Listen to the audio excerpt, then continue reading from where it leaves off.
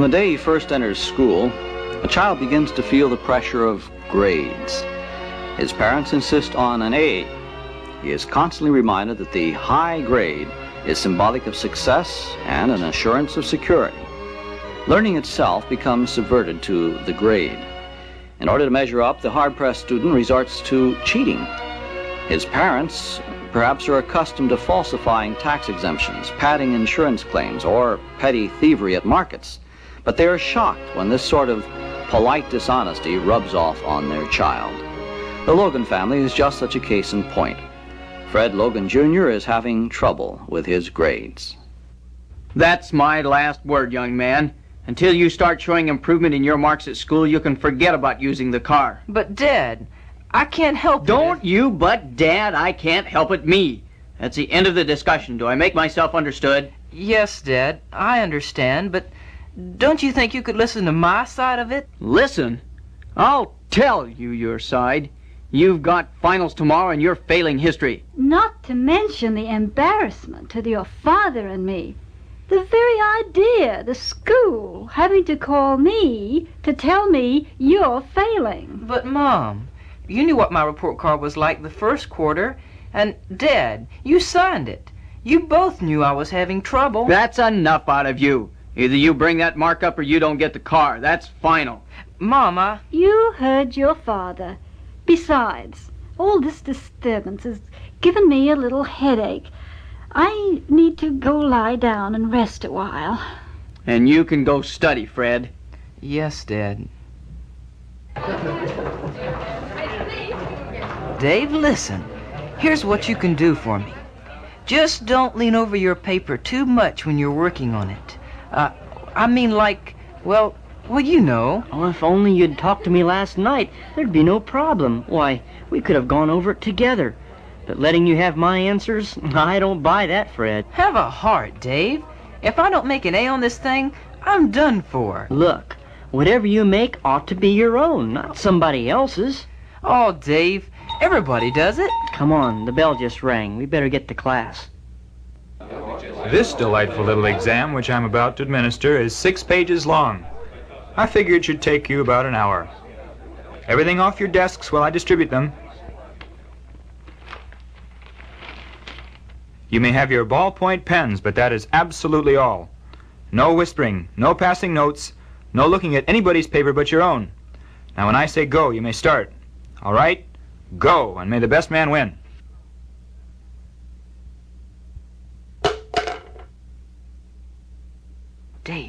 Dave, how about reaching over and getting me my pen? It dropped and rolled on the other side of your desk. Okay. Is this it? Yeah, thanks. Did I hear whispering?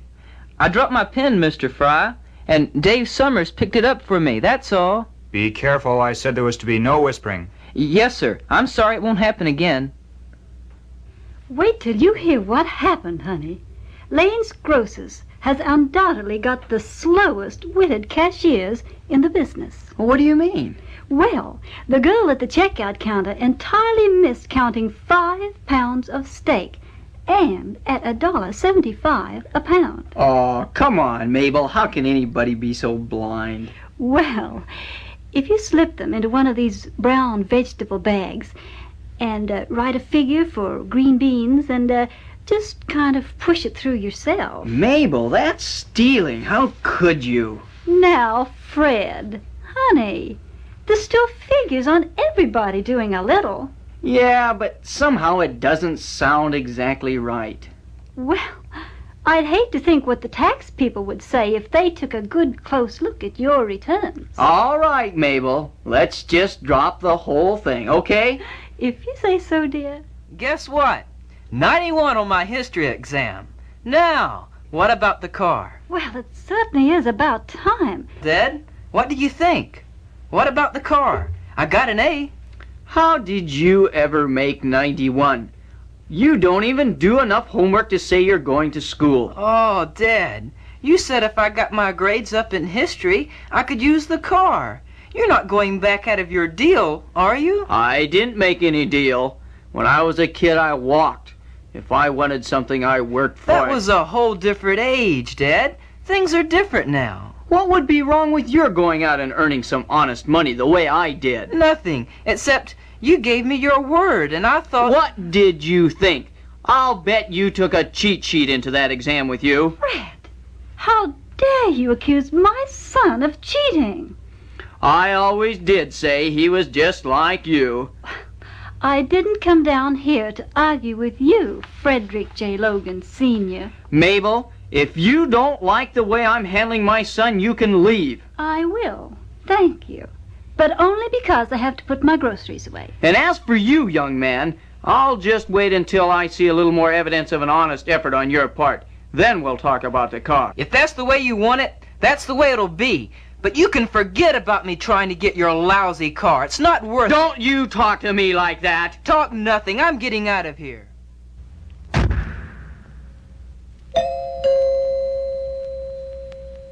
Well, hi, Fred. Come on in. My folks are out shopping, but, well, they'll be back in a half hour or so. Oh, hi, Dave. I just came by to talk to you, if that's all right. Oh, sure. Pull up a sofa and sit down. Thanks, Dave. I don't know just how to, Something's really bothering you, isn't it, Fred? Well, you see, does your father ever hold anything over your head to make you do well in school? Well, if you mean like telling me I can't use the car if I don't, no, he doesn't. Well, let's say he did, and you want that car real bad. It's like the end of the world if you don't have it. And you gotta pass that exam. Couldn't you see why you might have to, well, maybe help yourself a little to get the right answers? Well, I think I could see why somebody might be tempted to do it, but I sure wouldn't. Everybody does a little bit, Dave. Even my folks. They preach honesty all the time, but they always fudge a little on the side. Beside, you're not a goody-goody, are you? Well, Fred, it has nothing to do with being a goody-goody. It's simply a matter of not believing in cheating. I didn't say cheat. What do you call it then? Why, if you bring an answer sheet to help you pass an exam, you're trying to trick a teacher into thinking you know something you don't. And that's cheating. Look, Dave, I don't believe in cheating either. Only sometimes you're forced to do things you don't believe in. But sometimes it's worse if you give in. Why? Well, here, I'll show you one reason. What's that, Dave? Well, let's see. Here, read this, right here where I'm pointing. There is no truth. No, read it out loud. There is no truth, nor loving kindness, nor knowledge of God in the land. There are the pronouncing of curses, and practicing of deception, and murdering and stealing. All right. Now, that was written by a man named Hosea in the Bible. I don't see what the Bible has to do with anything. Well, a lot of people say the Bible is God's Word. Yeah, so? So, if you say it's what God thinks, and if it has something to do with you, why, you ought to listen. At least, I believe that. Wait a minute, Dave. I only said supposing that. Well, look, when you cheat somebody, you fool them or you deceive them, right? I guess so. Well, what did the Bible put deception on a level with? Practicing of deception and murdering and stealing. Murdering and stealing? Oh, Dave, come on. That's too much. Call it too much if you like. Maybe when you cheat, you really haven't murdered anybody, but if you cheated off somebody's paper, you sure have stolen. But it's not money. It doesn't have to be money. Well, for example, if you stole confidential information from a government, you'd land in jail just the same as robbing a bank, or probably worse. But you're not a government or a... Well, I mean... What do you mean, Fred? Come on. What's really bothering you? Well, do you remember a couple of days back when I asked you to help me with that history exam? Yes. Well, Dave, I had to make a good grade. I just had to. Or no car, right? Yeah, that's right. So I copied off your paper that one time. And when I couldn't remember the dates for the essay questions, I threw my pen on the other side of your desk, and while you picked it up, I got the dates. And you got the car. No, I didn't even get that. Fred, you know once the principal finds out... Not Mr. Sowers. Yes, and the way he feels about cheating, why, you could end up suspended. Oh, Dave, if I get suspended, my folks will have had it with me. Well, Fred, he's got to find out. I tell you what, I'll go with you to his office in the morning. After all, you did copy off my paper. All right. If you go along, I'll do it. Now I gotta go. I left my old man in a huff, and he'd throw a fit if he knew I got caught cheating. Okay, Fred. See you in the morning in front of Mr. Sauer's office. So long, Dave. Come in. Good morning, Mr. Sauers. Well, well, Summers and Logan together. Strange companions, to say the least. At any rate, it saves me the trouble of calling you in, Logan. What do you mean, sir? Let me hear what you have to say first, and then I'll tell you what I've got on my mind. Mr. Sauers, I cheated on that history test, and it was Dave Summers' paper I'd copied from. He didn't know anything about it until I told him yesterday afternoon. Is that true, Summers? Yes, Mr. Sauers. Logan, let me tell you something. You pulled really a foolish stunt. If you hadn't come in here this morning, I would have called you myself. Why? You copied too faithfully when you cheated. Summer makes a funny kind of 7, looks almost like a 9. Now, when you put down 1996 instead of 1776, well, I smell a rat. I did from the moment Mr. Fry, your history teacher, showed me you two boys' papers. I'm sorry, Mr. Sauers. I really am.